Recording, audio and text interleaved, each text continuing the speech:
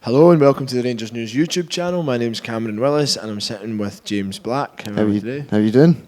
Today we're just going to kick off these videos this week speaking about Steven Gerrard, who has came into a bit of criticism for a poor start to since the winter break.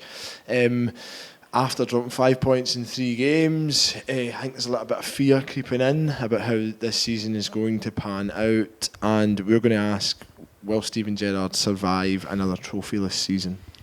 You know, a lot of it depends on how the league ends up. If it's a couple of points and it goes down to the final day, I don't see any reason why not. There's been huge strides taken this year.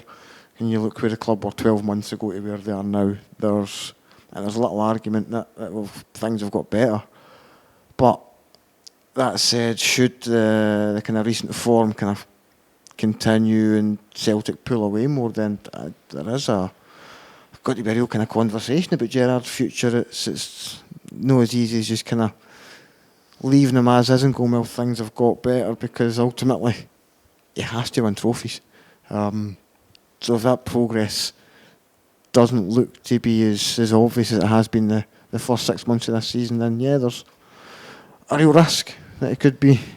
I think for me that's quite a daunting thought. I think a lot of the frustration that's coming out is because of how we've started since January, and how, I don't know, for lack of a better term, how carried away that kind of a lot of Rangers fans were getting. I mean, time and again you kind of think this is going to be a year. Is this going to be the year that we finally do it? Have we finally managed to catch up with Celtic? And results before the break were proving that we had.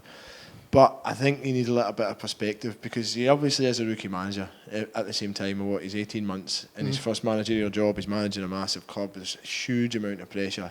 But if you look at where we were before Gerrard came in and where we are now, the difference is astronomical. We had real no hope. We were no hopers. I know Rangers fans were obviously hoping that something would happen and we'd be able to come in and compete with Celtic, who obviously have a greater financial muscle than us as well. But the difference between when he came in and where we are now is monumental. And Celtic as well have upped their game. Do you know what I mean? They're proving to be more consistent.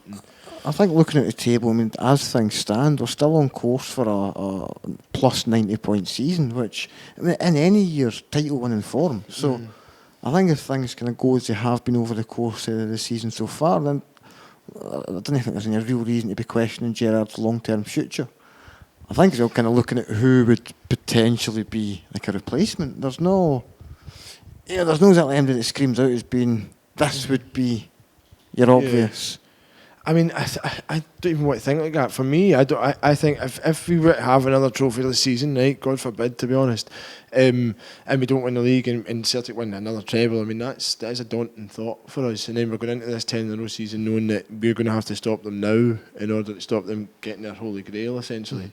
It's a daunting thought, but I think if you're seriously requesting an overhaul now at this point, and I think it'd be madness to do now. I think you've got your priorities kind of wrong. I think we have to get behind him. We have to get behind the team. He's going to make mistakes. One of the things that he's kind of come under fire for the most is the substitutions, and his over reliance on players that perhaps haven't done it enough since he's come into the job. And I don't know. What's your thoughts on that? Can you criticise him too much for it, or you can absolutely criticise him for it? I mean, I have criticised him for it in the past.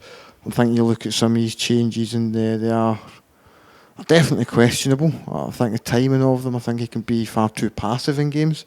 I think sometimes it can be kind of patently obvious that there needs to be a change somewhere, but it doesn't maybe come until 65, 70 minutes, and then it's Shea Ojo coming on. So yeah, there's absolutely room for criticism there. I do think, however, that there's a reason why the guys that he has to turn to in the main are on the bench. If they were doing it every week, they'd more than likely be in the starting 11. If Shea Ojo, I don't want to keep picking on him here, but if Shea Ojo is the one that keeps coming off the bench, or Greg Stewart's the one that keeps coming off the bench, or whoever else, then why aren't they in the starting 11 to start with? I mean, there's an issue with squad depth. There's always going to be. You're not going to be able to compete with these financial muscle Celtic have got, and you're relying on being smart, and you're relying on winning games and having a stronger 11 against them. And I think the 11v11 with Celtic, I think is we can compete with them, and I think in many areas we're better than them as well. But going the distance over the season is always going to be more difficult.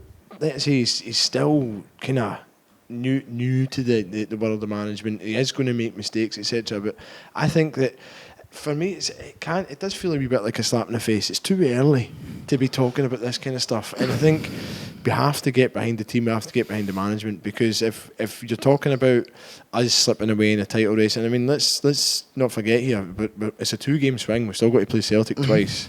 If we are, one of the reasons will be because the fans down tools faster than the players.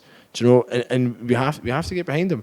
As well, the European thing is monumental. Like, see, the season before Gerrard came in, we got knocked out by Progress, Nearcon. We were a laughing stock. The idea that we could reach the playoff round, let alone the group stages 2 years in a row, was miles away. And I think maybe because we haven't been in Europe since December, fans are kind of maybe forgetting it, but that is huge for financially for the club and in terms of our status. And I think you can't undervalue or underestimate his achievements there. Oh, absolutely not. Whilst the domestic thing remains the most important thing to us. And I think maybe there's been a lot of hurt and a lot of frustration over the course of the last week because of everything that happened at Hearts, and then the dropping the points against Aberdeen at home. But we can't direct the ire too much onto the management team.